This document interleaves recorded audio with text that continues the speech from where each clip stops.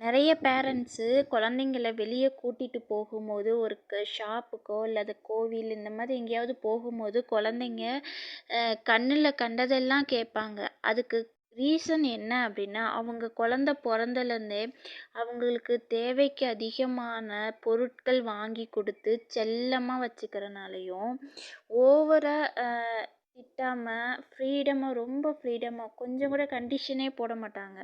ரொம்ப ஃப்ரீடமாக வச்சுருப்பாங்க அந்த குழந்தைங்கள.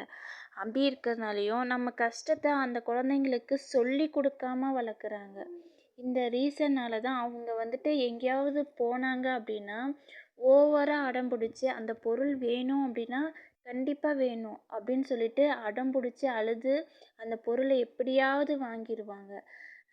இந்த மாதிரி குழந்தைங்களுக்கு இது மாதிரி கொஞ்சம் கண்டிஷன் சொல்லி கொடுத்து கண்டிஷனோட கொஞ்சம் கொண்டு வாங்க.